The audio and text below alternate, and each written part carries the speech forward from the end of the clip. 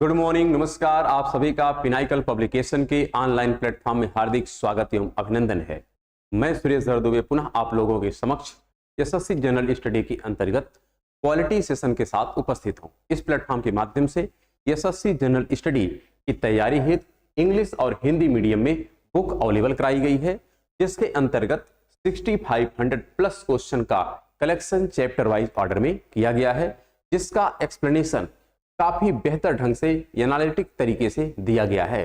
तो आप अपनी भाषा की सुविधा के अनुसार बुक का चयन करें और अपने एग्जाम को बेहतर करने का पूरा प्रयास करें। I hope you are well and fine. तो लेट्स स्टार्ट द क्लास। जैसा हम लोग देख रहे हैं, सेशन क्वालिटी का चल रहा है। क्वालिटी के सेशन में जो करंट टॉपिक हमारा कंटिन्यू है, ये है मिसलेनियस टाइप के क्वेश्चन। विविध प्रकार के क्वेश्चन यहाँ पर हमारे कंपाइल किए गए हैं और इसके कुछ क्वेश्चन की चर्चा हम लोग प्रीवियस एपिसोड में डिस्कस कर चुके हैं और कुछ क्वेश्चन की चर्चा आज के एपिसोड में हम लोग डिस्कस करेंगे। तो चलिए हम लोग अपने क्वेश्चन की तरफ चलते हैं। यहाँ पर जो नेक्स्ट क्वेश्चन लिखा गया है, इसको आप पढ़ें। क्या लिखा गया है?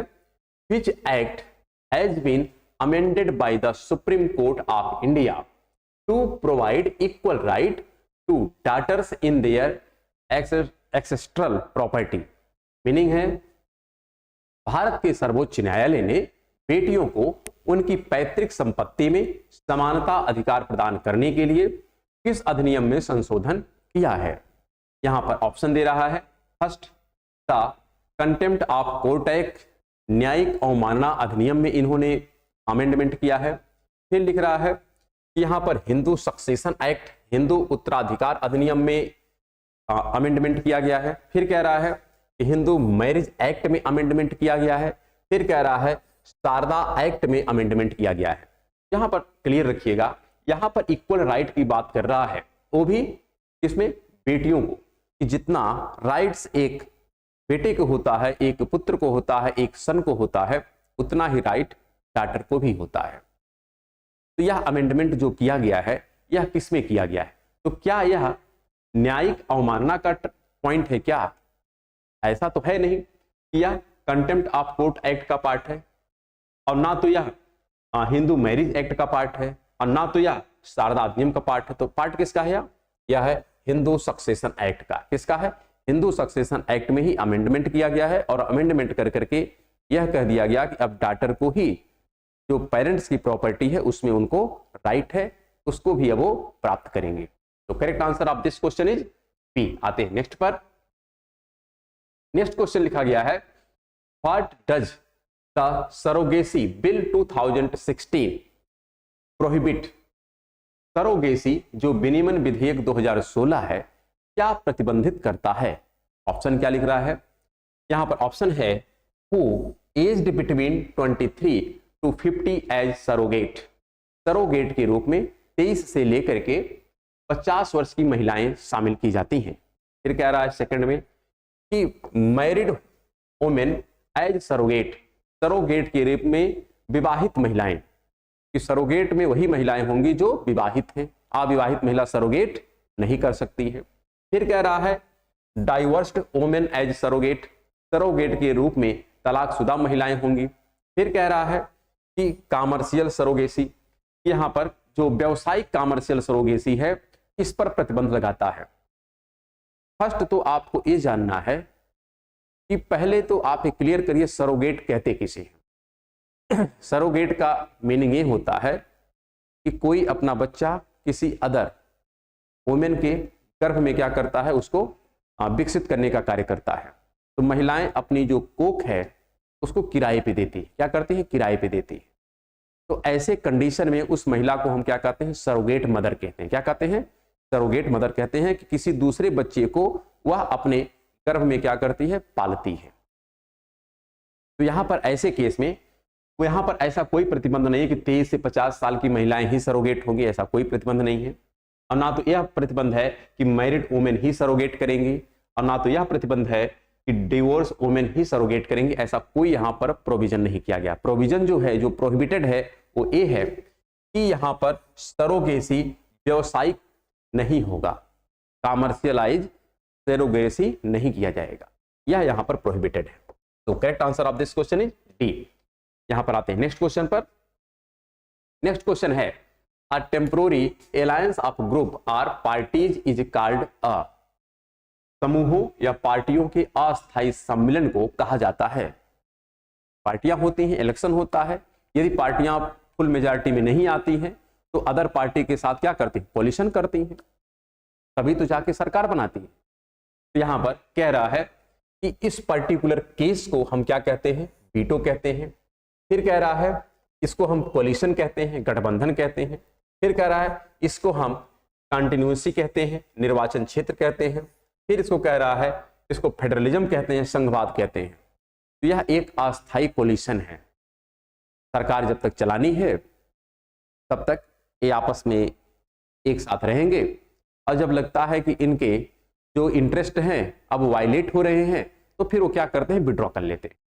ये कोई कंपलसरी नहीं होता है कि आप यदि कोलिशन करें तो आपको इसको सर्वाइव ही करना, ऐसा कोई यहाँ पर प्रावधान नहीं है। आप जब चाहें, जब आपकी इच्छा करें, आप इस कोलिशन से अपने आप को विड्रॉ कर सकते हैं। तो यह होता है क्या, कोलिशन होता है, जिसको कहते हैं हम लोग गठबंधन सरकार। क्या कहते हैं, गठबंधन सरकार। तो correct answer of this question is B. Next question देखते हैं। नेक्स्ट क्वेश्चन लिखा गया है constitution of India gives the right to vote. भारत का संविधान अपने को वोट डालने का अधिकार देता है, किसको। यहां पर ऑप्शन दे रहा है all citizens and non citizens, सभी नागरिक और गैर नागरिकों को वोट डालने का अधिकार देता है हमारा कॉन्स्टिट्यूशन। क्या यह करेक्ट है या इनकरेक्ट है, आप अपने से यहां पर क्या करें, प्रोबेबिलिटी देखें क्या हो सकता है। फिर यहां पे कह रहा है कि ऑल टैक्स पेयर, सभी करदाताओं को वोट डालने का अधिकार है। फिर कह रहा है ऑल मेल सिटीजन, सभी पुरुष नागरिकों को यहां पर वोट डालने का अधिकार है। फिर कह रहा है कि ऑल एडल्ट सिटीजन, सभी यहां पर जो वयस्क नागरिक हैं इनको वोट डालने का अधिकार है। आपको क्लियर होगा कि वोटिंग राइट जो मिलता है यह 18+ एज ग्रुप को मिलता है, चाहे वह मेल हो चाहे वह फीमेल, लेकिन वह इंडियन सिटीजन होना चाहिए। क्या होना चाहिए, इंडियन सिटीजन होना चाहिए। तो ऐसे केस में सभी पुरुष नागरिक ये तो है नहीं, सभी करदाता ये भी नहीं है। फिर कह रहा है all citizens and non citizen, तो नॉन सिटीजन को हमारे कॉन्स्टिट्यूशन में वोट डालने का राइट नहीं है, केवल वही लोग वोट डाल सकते हैं जो इंडियन सिटीजन है। तो ये भी आपका रॉन्ग हो गया। तो करेक्ट कौन बचता है यहाँ पर, ऑल एडल्ट सिटीजन, सभी वयस्क नागरिक जिनकी एज 18+ होती है उनको ये राइट दिया गया है। और यह अमेंडमेंट किया गया था, पहले जो वोटिंग राइट हमारे पास था यह था 21+ था। पहले कितना था, 21+ एज ग्रुप के सिटीजन ही वोट डाल सकते थे। लेकिन जो 61th अमेंडमेंट किया गया था, कौन, 61th अमेंडमेंट किया गया था, इससे यह प्रोविजन किया गया कि अब जो हमारा वोटिंग राइट होगा यह 21 नहीं बल्कि क्या हो जाएगा, 18+ होगा। तो correct answer of this question is D, all adult citizen have right to vote in constitution. तो हम लोग आते हैं नेक्स्ट क्वेश्चन पर। नेक्स्ट क्वेश्चन यहां पर लिखा गया है which among the following is not a way to acquire citizenship of India. निम्नलिखित में से कौन सा भारत की नागरिकता प्राप्त करने का एक तरीका नहीं है। अगर हम इंडियन सिटीजन की बात करें तो इसके प्रोविजन हमारे पार्ट 2 और आर्टिकल नंबर 5 से लेकर के 11 में मेंशन किया गया है। यहाँ पर ये सभी मैकेनिज्म इंट्रोड्यूस किए गए हैं कि किस टाइप से एक व्यक्ति, एक पर्सन इंडियन सिटीजन को प्राप्त कर सकता है और किस प्रकार से एक सिटीजन अपनी सिटीजनशिप को क्या कर सकता है, हो सकता है, समाप्त कर सकता है। ये भी प्रोविजन किया गया है। तो यहां पर लिख रहा है कि बाई रिनुसिएशन, यानी त्याग द्वारा। क्या त्याग द्वारा भारत की नागरिकता आप प्राप्त कर सकते हैं, तरीका नहीं है, ध्यान रखिएगा, ठीक है। बाई बर्थ, जन्म से हम लोग क्या होते हैं, भारतीय सिटीजन होते हैं, ये हमारे पास राइट है। फिर कह रहा है बाई रजिस्ट्रेशन, रजिस्ट्रेशन मैकेनिज्म से भी हम इंडियन सिटीजनशिप को प्राप्त कर सकते हैं। यदि मान लेते हैं हम फॉरेनर हैं, तो किसी दूसरे देश के हैं और इंडिया में रह रहे हैं कुछ वर्षों से, पिछले 7 वर्षों से, पिछले 10 वर्षों पर से, तो हम लोग by registration process as a citizen of India हो सकते हैं।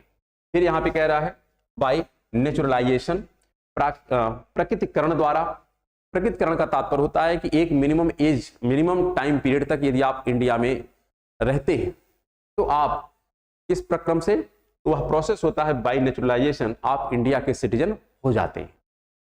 तो ये भी प्रोसेस है, तो प्रोसेस आपका ए भी है, प्रोसेस ए भी है, प्रोसेस ए भी है, लेकिन यहां पर त्याग द्वारा यह कोई प्रोसेस नहीं है to acquire citizenship of India, तो यह गलत है, इनकरेक्ट है, so it is correct answer of this question.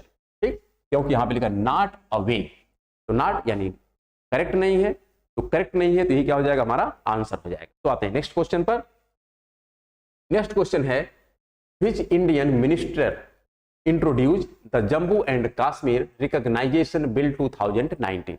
देखिए ये भी कंटेम्प्रेरी इशू का ही क्वेश्चन है, और कंटेम्प्रेरी इशू के क्वेश्चन आते ही आते हैं।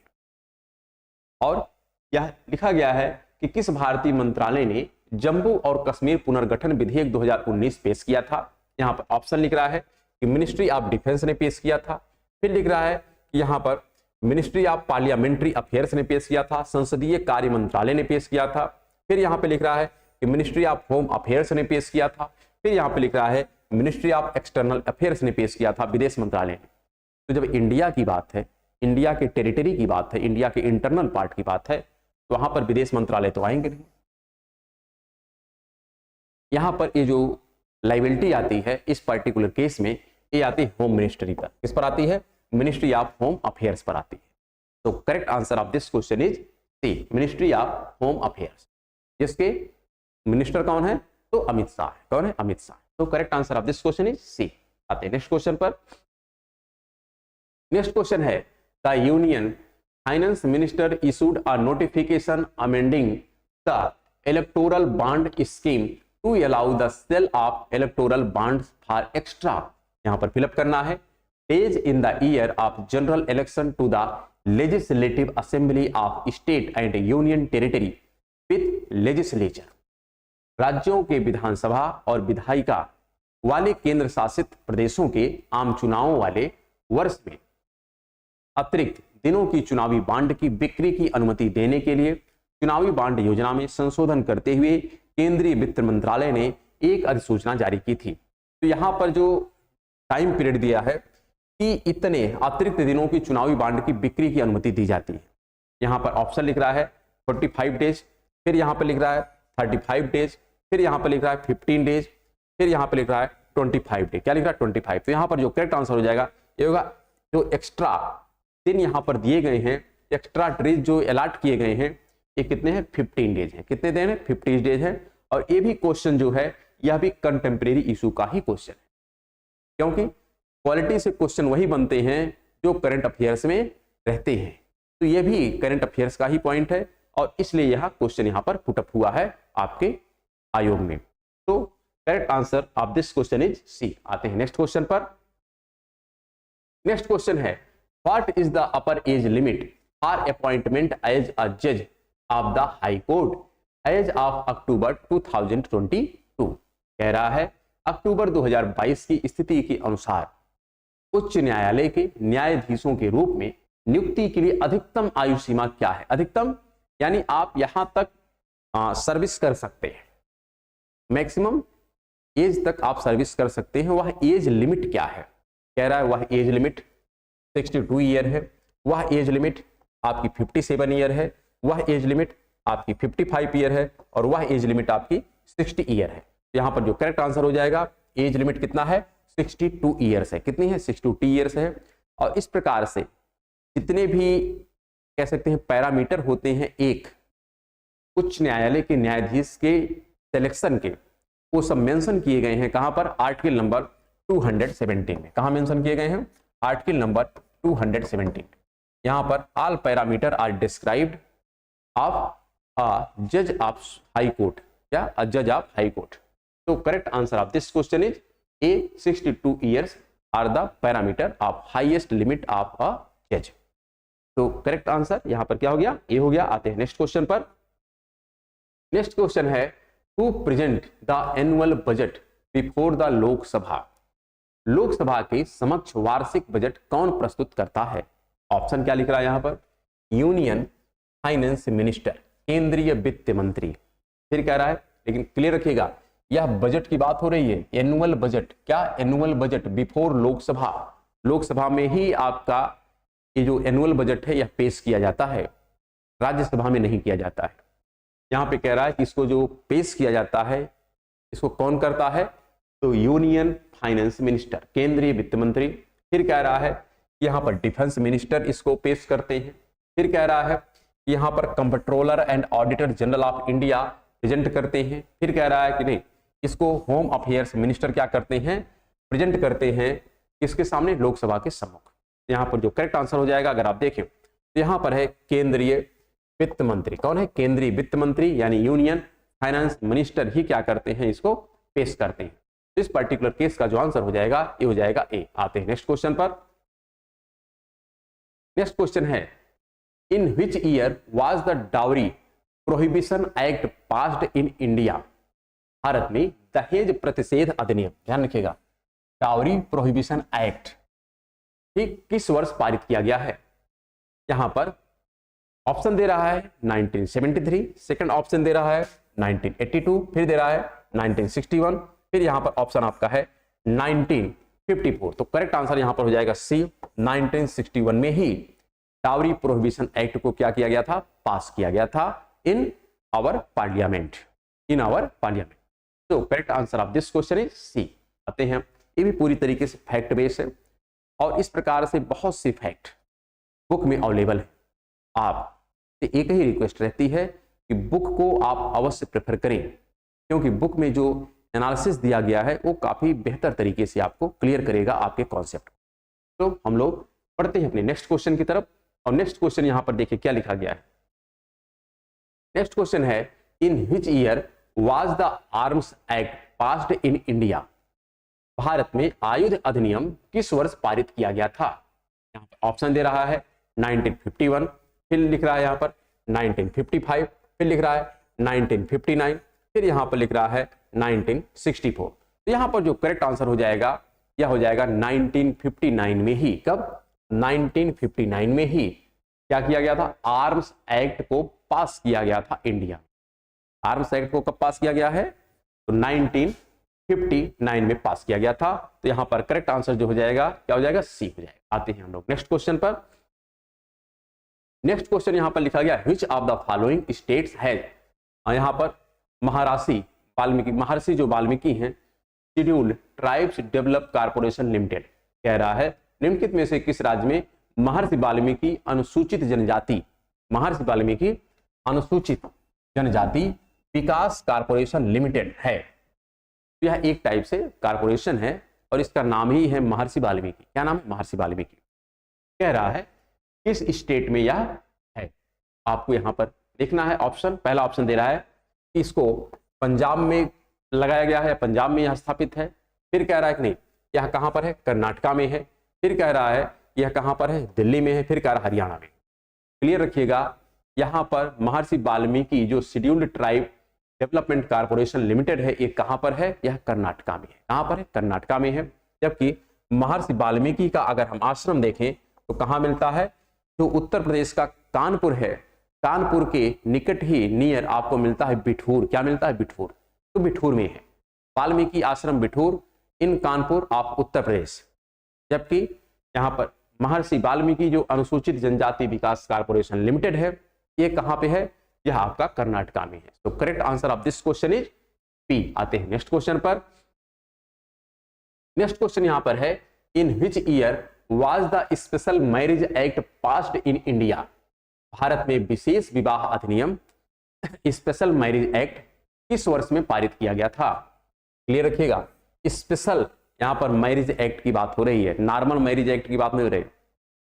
यहां पर ऑप्शन दे रहा है कि 1958 में, 1954 में, 1962 में और 1950 में। यहां पर क्लियर रखिएगा 1954 में स्पेशल मैरिज एक्ट को पास किया गया था इन आवर असेंबली। तो correct answer of this question is B. ये भी पूरी तरीके से फैक्ट बेस्ड क्वेश्चन है। तो फैक्ट की यहाँ पर जो इंपॉर्टेंस है बढ़ती जा रही है। आपको फैक्ट को क्या करना है, मेमोराइज करना है, लर्न करना है और उसको आप अपने एग्जाम में इंप्लीमेंट करें। सो हम लोग बढ़ते हैं अपने नेक्स्ट क्वेश्चन पर। नेक्स्ट क्वेश्चन यहां पर लिखा गया है, in which year was the citizenship act passed in India? Bharat में नागरिकता अधिनियम किस वर्ष पारित हुआ था? ऑप्शन यहां पर लिख रहा है, फर्स्ट ऑप्शन यहां पर है 1951, फिर है 1955, फिर यहां पर लिख रहा है 1959 एंड 1964।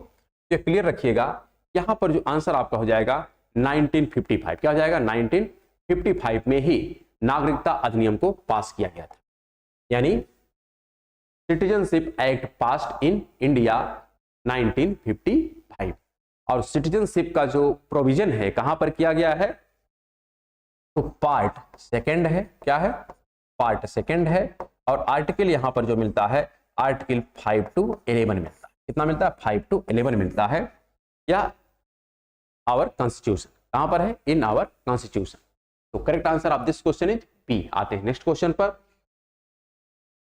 नेक्स्ट क्वेश्चन है, in India according to the insolvency and bankruptcy code 2016 the process of insolvency resolution are companies should be completed in how many days?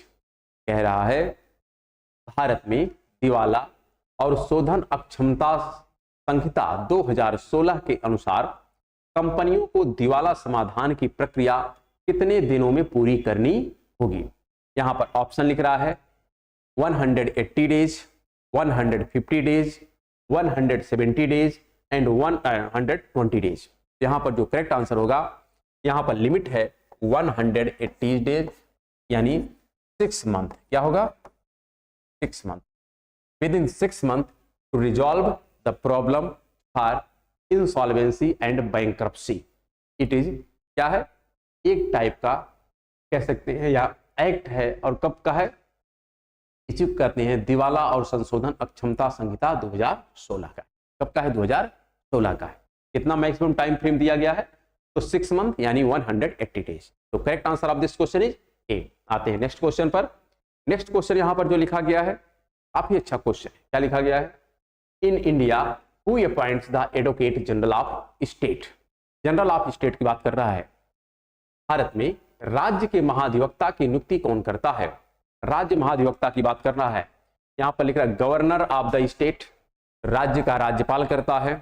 फिर लिख रहा है prime minister of state, prime minister of India.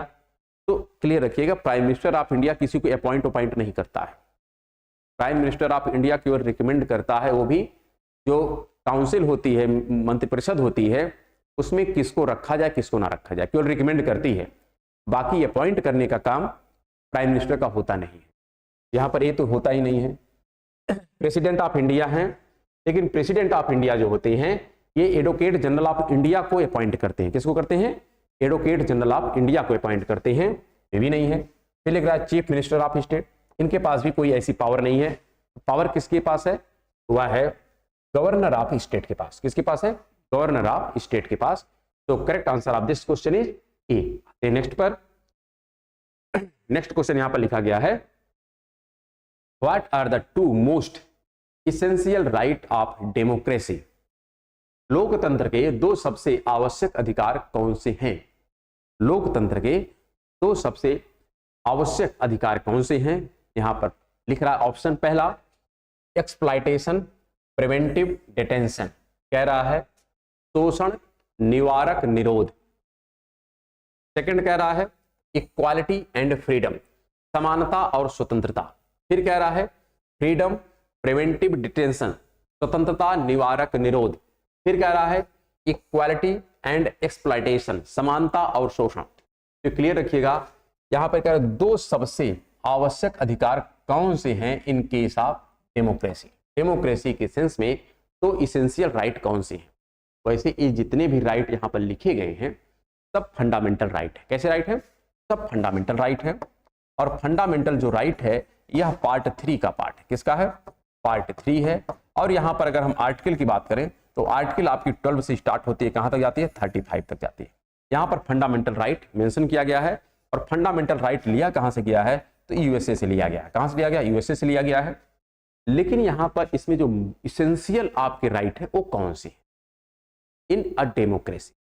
वो option यहां पर हो जाएगा समानता और स्वतंत्रता। क्या हो जाएगा? समानता और स्वतंत्रता, इक्वालिटी एंड फ्रीडम। यह हमारा most of the important fundamental right है। तो correct answer of this question is B. आते हैं नेक्स्ट पर। नेक्स्ट यहां पर लिखा गया है in which of the following cases did the supreme court of India pronounce the theory of basic structure of constitution. कह रहा है निम्नलिखित में से किस मामले में भारत के सर्वोच्च न्यायालय ने संविधान की मूल संरचना के सिद्धांत को प्रतिपादित किया है। यहां पर ऑप्शन लिख रहा है फर्स्ट केशवानंद भारतीय केस 1973। केशवानंद भारतीय केस है 1973 का। सेकंड ऑप्शन लिख रहा है यहां पर है गोलकनाथ केस 1967।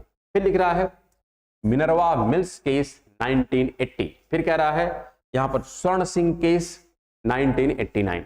तो क्लियर रखिएगा यहां पर गोलकनाथ और केशवानंद भारती ये दोनों का जो सेंस है, दोनों कहीं ना कहीं जो हमारा बेसिक स्ट्रक्चर ऑफ कॉन्स्टिट्यूशन है उसी से, लेकिन बेसिक स्ट्रक्चर ऑफ कॉन्स्टिट्यूशन ये मेन जो टर्म है ये जो निकल करके सामने आया या आया है कब? केशवानंद भारतीय बनाम भारत सरकार के केस में, जो कब का था? 1973 का था। तब जाकर के यह निर्णय आया था। वो क्या था? Basic structure of the constitution. कि हम कॉन्स्टिट्यूशन में अमेंडमेंट तो कर सकते हैं, ये राइट है जिसको कौन देता है? आर्टिकल नंबर 368 देता है, ये हम अमेंडमेंट कर सकते हैं। लेकिन कॉन्स्टिट्यूशन का अमेंडमेंट उसके बेसिक स्ट्रक्चर को परिवर्तित नहीं करेगा। यदि कोई भी अमेंडमेंट हमारे कॉन्स्टिट्यूशन के बेसिक स्ट्रक्चर को या बेसिक स्ट्रक्चर का वायलेशन करता है तो वह अमेंडमेंट नल एंड वैलिड कर दिया जाएगा, उसको वहां से हटा दिया जाएगा। तो correct answer of this question is ए। आते हैं नेक्स्ट पर। नेक्स्ट लिखा गया है in which year was the Indian parliamentary group established. भारतीय संसदीय समूह की स्थापना किस वर्ष हुई थी? ऑप्शन लिख रहा है इन 1950 में हुई थी, 1949 में हुई थी, 1948 में हुई थी, फिर लिख रहा है 1951 में हुई थी। तो यहां पर जो करेक्ट आंसर हो जाएगा तो हो जाएगा 1949 में ही संसदीय या हम कहें पार्लियामेंट्री ग्रुप को इस्टेब्लिश किया गया था इन इंडिया। तो करेक्ट आंसर क्या हो जाएगा? यहां पर बी हो जाएगा। और हम लोग चलते हैं नेक्स्ट क्वेश्चन पर। नेक्स्ट क्वेश्चन लिखा गया है every law enacted by the government has to be conformity with the. सरकार द्वारा अधिनियमित प्रत्येक कानून, सरकार द्वारा अधिनियमित प्रत्येक कानून के अनुरूप होना चाहिए। किसके अनुरूप होना चाहिए? ऑप्शन यहां पर है। पहला ऑप्शन लिख रहा है कि फंडामेंटल राइट, मौलिक अधिकार के अनुरूप होना चाहिए। सेकंड कह रहा है कि directive principle of the state policy के अनुकूल होना चाहिए, नहीं। फिर कह रहा है कॉन्स्टिट्यूशन के अकॉर्डिंग होना चाहिए, और कह रहा है कि प्रियम्बल के अकॉर्डिंग होना चाहिए। यह क्लियर रखिएगा, कोई भी लॉ यदि बनाया जाता है हमारे कॉन्स्टिट्यूशन के द्वारा, कोई भी लॉ यदि हमारे पार्लियामेंट ने पास किया है या बनाया है तो वह हमारे कॉन्स्टिट्यूशन के फंडामेंटल स्ट्रक्चर को वायलेट नहीं करना चाहिए। तो यहां पर देखा जाए जो भी हम लॉ बनाते हैं ये सब किसके अकॉर्डिंग बनते हैं? यहां पर क्लियर रखिएगा, यह हमारे कॉन्स्टिट्यूशन के अकॉर्डिंग बनते हैं। किसके अकॉर्डिंग बनते हैं? कॉन्स्टिट्यूशन की। क्योंकि हमारे इंडिया का जो मोस्ट इंपॉर्टेंट पार्ट है वो क्या है? कॉन्स्टिट्यूशन। कॉन्स्टिट्यूशन ही हमारे इंडिया में क्या सर्वोपरि है, सबसे ज्यादा महत्वपूर्ण क्या है? कॉन्स्टिट्यूशन है। उसी के अकॉर्डिंग हम कह सकते हैं हमारी जो पार्लियामेंट है वह एक्ट बनाती है। तो करेक्ट आंसर क्या हो जाएगा? यहाँ पर सी हो जाएगा। आते हैं नेक्स्ट क्वेश्चन पर। यहाँ पर नेक्स्ट क्वेश्चन है what is the structure of Indian judiciary. भारतीय न्यायपालिका की संरचना कैसी है? ऑप्शन यहाँ पर लिख रहा है कि भारतीय न्यायपालिका जो हमारी है यह 4 स्तरीय है, 4 टियर है। फिर लिख रहा है यह 2 टियर है, फिर लिख रहा है 3 टियर है, और फिर लिख रहा है यहाँ पर 5 टियर है। तो हमारी जो जुडिशरी है यह 4 टियर है। कैसी है? 4 टियर है। यहाँ पर 4 स्तर पर है। एक जो है इसको कहते हैं सुप्रीम कोर्ट। क्या कहते हैं? एक होता है सुप्रीम कोर्ट, एक होता है हाई कोर्ट, एक होता है डिस्ट्रिक्ट कोर्ट, और एक होता है हमारा अधीनस्थ न्यायालय। कौन सा होता है? अधीनस्थ। इस प्रकार से यहां पर 4 टाइप के टियर होते हैं हमारे जुडिशरी में। मेन सेंटर पर होता है, फिर स्टेट पर होता है, फिर डिस्ट्रिक्ट पर होता है, फिर यहाँ पर जो होता है या हम कह सकते हैं हमारे तहसील लेवल पर होता है। किस लेवल पर होता है? तहसील लेवल पर होता है। जहां पर मजिस्ट्रेट बैठते हैं। कौन बैठते हैं? मजिस्ट्रेट बैठते हैं। तो correct answer of this question is A 4th tier. हमारा जो स्ट्रक्चर है यह जुडिशरी का इंडिया में विद्यमान है। तो आते हैं नेक्स्ट क्वेश्चन पर। नेक्स्ट क्वेश्चन है अ जज of the supreme court can be removed only on the ground of. उच्चतम न्यायालय के न्यायाधीश को केवल क्या? उच्चतम न्यायालय के न्यायाधीश को केवल के आधार पर हटाया जा सकता है। जिस प्रकार से प्रेसिडेंट को हटाने का एक इम्पीचमेंट प्रोविजन किया गया है आर्टिकल नंबर 61 में, उसी प्रकार जो हमारे सुप्रीम कोर्ट होते हैं या फिर हम बात करें हाई कोर्ट होते हैं, इनके जज को अगर हटाना है तो उसके लिए भी एक टाइप से हम यहाँ पर इम्पीचमेंट ही लाते हैं। क्या लाते हैं? महाभियोग लाते हैं। इसके खिलाफ उस पर्टिकुलर जज के अगेंस्ट। यहाँ पे कह रहा है किस टाइप से इसको हटाया जाता है, किस आधार पर हटाया जाता है। तो यहाँ पे लिख रहा है डिसरिस्पेक्ट ऑफ द कॉन्स्टिट्यूशन, संविधान का अनादर के आधार पर। फिर कह रहा है proven misbehaviour or incapacity के आधार पर, सिद्ध दुर्व्यवहार या अक्षमता के आधार पर इसको हटाने की बात की जाती है। फिर कह रहा है मर्डर के केस में यानी हत्या के आरोप पर। फिर कह रहा है लैक ऑफ नॉलेज, ज्ञान के कमी के आधार पर इसको हटाया जा सकता है। यहां पर क्लियर रखिएगा, जो स्पष्ट आंसर है वो है सिद्ध दुर्व्यवहार या अक्षमता के आधार, क्योंकि संविधान का अनादर का ऐसा कोई कॉन्सेप्ट आता नहीं कि इन्होंने संविधान का अनादर किया कि आदर किया। और हत्या का आरोप है तो फिर ऐसे ही बातें दूसरी हो तो वैसे ही हट जाएगी। उसके लिए हमको इम्पीचमेंट करने की आवश्यकता नहीं पड़ती है। इम्पीचमेंट तभी किया जाता है कि जब वह proven misbehaviour or incapacity हो, अक्षमता और सिद्ध दुर्व्यवहार हो। जब इनका चयन हुआ तब ये सक्षम थे, कैपेबल थे, लेकिन बाद में जाकर के इनके अंदर किसी प्रकार की इनकेपेबिलिटी आ गई और इनका व्यवहार भी जो है वह कैसा है? मिसबिहेवियर है। और इस पर्टिकुलर केस में क्या किया जाएगा? इनको क्या किया जा सकता है? हटाया जा सकता है। इसके लिए क्या किया जाता है? दोनों सभा में, दोनों सदन जो हाउस होते हैं, चाहे वो लोकसभा हो चाहे राज्यसभा हो, वहां पर एक बिल लाया जाता है और उस बिल को पास किया जाता है। किस प्रकार से? तो वहां पर बिल आपके रहेगा विशेष, क्या विशेष टाइप का वहां पर वोटिंग होता है। 3 टाइप की वोटिंग होते हैं। एक आपका ऑर्डिनरी होता है, एक आपका कॉन्स्टिट्यूशनल होता है जिसको हम कहते हैं प्रभावी, और एक आपका होता है विशेष यानी स्पेशल टाइप का वोटिंग होता है। इनको स्पेशल टाइप की वोटिंग के माध्यम से हटाया जा सकता है, जैसे राष्ट्रपति को। तो correct answer of this question is B. आते हैं नेक्स्ट पर। नेक्स्ट क्वेश्चन है a booklet released by the Lok Sabha secretariats has listed out word and expression that would be considered unparliamentary in both the Lok Sabha and Rajya Sabha. Which of the following word is not declared unparliamentary?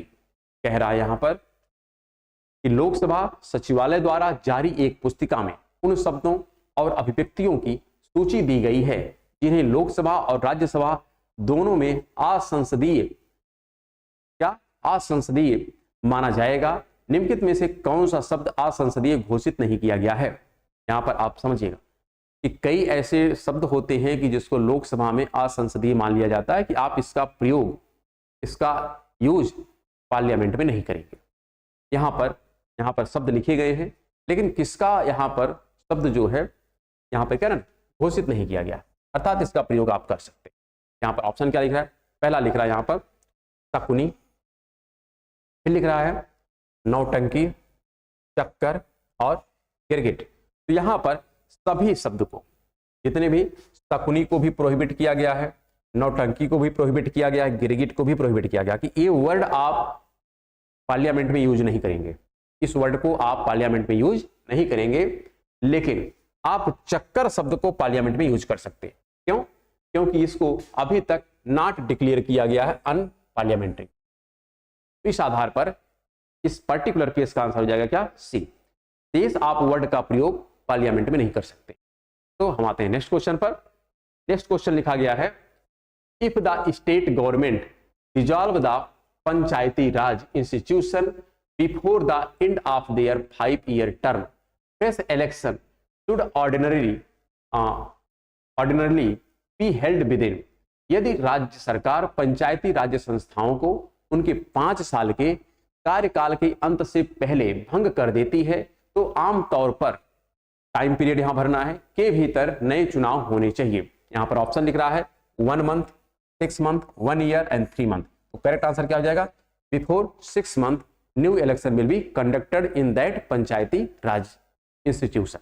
तो हम लोग आते हैं next question पर, और next question और last question इस episode का, ध्यान से पढ़ते हैं क्या लिखा गया है। Who is the x officio chairman of NITI Aayog? कह रहा है नीति आयोग का पदेन अध्यक्ष कौन होता है? ऑप्शन दे रहा है यहां पर, राष्ट्रपति होता है, फिर लिख रहा है प्राइम मिनिस्टर होता है, फिर लिख रहा है होम मिनिस्टर होता है, फाइनेंस मिनिस्टर होता है। यह क्लियर होना चाहिए कि जो नीति आयोग होता है इसका पदेन सभापति कौन होते हैं? तो प्रधानमंत्री होते हैं। कौन होते हैं? प्रधानमंत्री होते हैं। और नीति आयोग से पूर्व जो हमारी इंस्टीट्यूशन थी उसका नाम क्या था? योजना आयोग था, प्लानिंग कमीशन था। तो प्लानिंग कमीशन पहले था और करंट में उसके प्लेस पर क्या है? तो नीति आयोग है। तो correct answer of this question is B. प्रधानमंत्री प्लानिंग कमीशन के भी पदेन सभापति होते थे और इसके भी है। तो यहाँ पर हम लोग इस एपिसोड को विराम देते हैं और हम लोग अब मिलेंगे नेक्स्ट एपिसोड में। तब तक के लिए नमस्कार, धन्यवाद।